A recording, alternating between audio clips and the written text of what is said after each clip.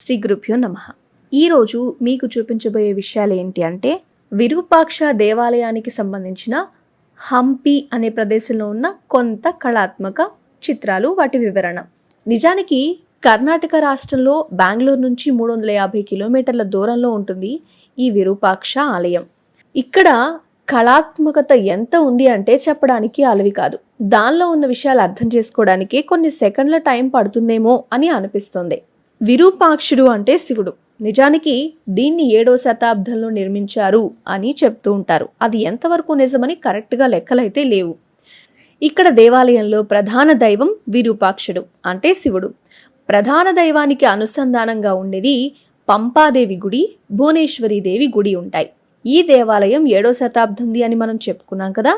అప్పుడు ఈ దేవాలయానికి అత్యంత ఘనమైన చరిత్ర ఉంది.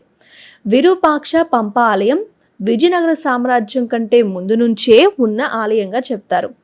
ఇక ఇది 10-12 శతాబ్దానికి చెందింది అయి ఉండొచ్చు అని చరిత్రకారులు ప్రస్తుతానికి అంచనా వేస్తున్నారు. కానీ ఆధారాలు అయితే ఏవీ లేవు.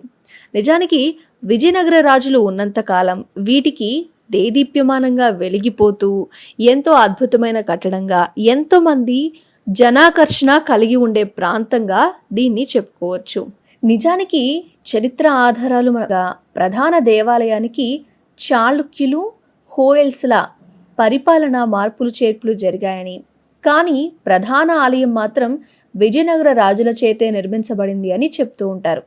ఇక విజయనగర రాజుల తర్వాత దండయాత్రలు జరిగాయి. 16వ శతాబ్దానికి హంపి నగరంలో అద్భుత శిల్ప సౌందర్యం అంతా కూడా నాశనం అయిపోయింది. ఎందుకంటే మనకు తెలుసు, ఎంతోమంది భారతదేశం మీద దండెత్తి ముందుగా వాళ్ళు నాశనం చేసే ప్రదేశాలు ఏమైనా ఉన్నాయి అంటే అవి ఆలయాలే. మన ఆలయాల యొక్క గొప్పతనం ఏంటి అంటే ఎన్నో కళాత్మక విషయాలన్నీ కూడా శిలల రూపంలో, రాతి కట్టడాల రూపంలో వాళ్ళు ఆ సంపదని, జ్ఞానాన్ని మనకి అంటే ఈ రాబోయే తరాలకి, ఇంకా రాబోయే తరాలకి ఉండాలి అన్న ఉద్దేశంతో రాతితో చెక్కడం జరిగింది. ఆ సంపదంతా కొల్లగొట్టాలన్న ఉద్దేశంతో ఆ ఆలయాల్లో ఉన్న కట్టడాలని, ఆ జ్ఞానాన్ని చాలా చాలా ధ్వంసం చేశారు. అందులో ధ్వంసం కాబట్టదే ఈ ఆలయం కూడా. నిజానికి ఈ ఆలయంలో ఉన్న స్తంభాలకి రాగితో చేశారని, బంగారపు పూత వేయబడి ఉందని, ఈ ఆలయంలో ఉన్న స్తంభాలకి ప్రత్యేకత ఉందని చాలామంది చాలా విషయాలు, పూర్వీకుల నుంచి కొన్ని విషయాలు తెలుస్తూ ఉన్నాయి. ఎన్నో అద్భుతాల నిలయమైన ఈ హంపిలోని కొన్ని వీడియోల్ని మీకు అందిస్తున్నాం. ఇది ఎద్దు. దీని అర్థం ఏమంటే ఎద్దు వచ్చేసి రైతు ఉపయోగిస్తారు ఫార్మర్ కి, ఇది వచ్చేసి రాజు ఉపయోగిస్తారు. కాబట్టి రాజు రైతు బాగుంటే రాజు సుభద్రంగా ఉంటుండే. సూపర్ గా జై జవాన్ జై కిసాన్ అర్థం సార్. Okay, very good. ఇంకోటి సార్, ఇది ఏనుగు వచ్చేసి ఒక చెట్టుని లాగుతా ఉంది. కరెక్ట్. ఇలా పట్టుకుంటే వినాయకుడు. కరెక్ట్, వినాయకుడు. అవును సార్, రైట్. అక్కడ కాదు సార్, ఋషి మందిరం. ఇంకోటి సార్, అక్కడ ఒక ఆడ మనిషి మేడం, ఆయమ్మ వేటకి వెళ్తుంది అడవికి. అప్పుడు ఆమె వేటకి వెళ్ళినప్పుడు ఆమె మళ్ళు చూసుకుంటుంది. ఆ సర్వెంట్ మళ్ళు చూస్తా ఉన్నాడు. మీరు చెప్పచ్చు మేడం, సినిమా ఇది ఎందుకు చూపిస్తుంది? అప్పట్లో ఆడవాళ్ళకి సమానత ఉండే. అవును మేడం, కరెక్ట్. అవును మేడం.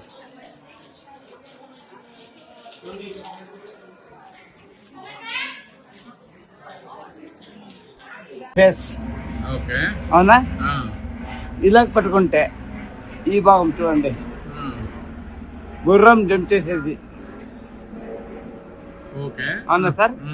ఇలా చూడండి, ఇలా ఇక్కడ లయన్ జంప్ చేసేది,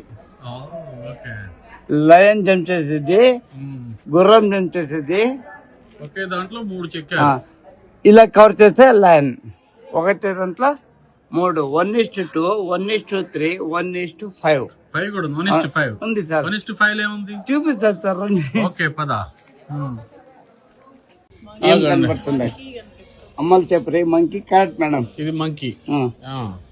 నేను చెప్తాను సార్. సార్, నేచురల్ గా చూస్తే వెనక 2 కాళ్ళు, ముందు 2 కాళ్ళు, ఒక కోతి పిల్ల జంప్ చేసేది సార్. అవునా? రెండోది ఇలా పట్టుకుంటాను సార్. చూడండి సార్, పెద్ద కోతి కూర్చోంది, సిట్టింగ్ మంకీ. ఇక్కడ చిన్న కోతి ఉంది. చిన్న కోతిని లాగుతా ఉంది. కరెక్ట్. రెండోది. ఆ. మూడోది కప్ప. ఓకే. Okay sir. ఆ. నాలుగోది నాగలింగం, పైన పడగ, ఆ. కింద లింగం కనపడుతుందా, సూపర్. నాగలింగం. ఐదోది ఇక్కడ చూడండి సార్, ఈ భాగం మాత్రం చూడండి, ఇలా పడుకుంటున్నా, సర్పము, పాము. ఓకే. 1:5 ఇవన్నీ శిల్పులు వాళ్ళ టాలెంట్ చూపించడానికి చేశారు మేడం. సూపర్ సార్ మీకు బేస్ సార్. ఓకే. ఇది వచ్చేసి ఇది, ఇది వచ్చేసి జ్యువెలరీ డిజైన్, ఇది ఇది వచ్చేసి బేస్ సార్. ఇది వచ్చేసి పిల్లర్స్ కాలం సార్. ఇది వచ్చేసి పైన సీలింగ్. ఇది వచ్చేసి ఇలాంటి గోపురం ఉండేది, పడిపోయింది. Okay. So this is overall this is miniature for the big house, big building. Okay. దీనికి అనుసంధానంగా ఇంకో విషయం కూడా చెప్పుకుందాం. తిరుపతి నుంచి సుమారు 100 కిలోమీటర్ల దూరంలో ఉండొచ్చు. ఆంధ్రప్రదేశ్లోని చిత్తూరు జిల్లా అది. అక్కడ నలగమపల్లె అనే ఒక గ్రామంలో విరూపాక్షిని అమ్మ ఆలయం కూడా ఉంది. మనం ఇక్కడ విరూపాక్ష టెంపుల్ అని శివుడి గురించి చెప్పుకుంటున్నాం కదా, అలాగే విరూపాక్షిని అమ్మవారి ఆలయం కూడా ఇక్కడ ఉంది అని చెప్పుకోవడం ఎంతైనా అవసరం. మనం ఇందాక చెప్పుకున్నాం కదా, విజయనగర సామ్రాజ్య రాజులు వీటిని నిర్మించారు అని. అయితే విజయనగర సామ్రాజ్య రాజు అయిన దేవరాయ ఆధ్వర్యంలోని లక్కన దండేశుడు అనే ఒక వ్యక్తి ద్వారా ఇదంతా నిర్మాణం జరిగింది అని మన చరిత్ర చెప్తోంది. ఈ పైకప్పు మాత్రం 14, 16వ శతాబ్దాల్లో ఉన్నవి.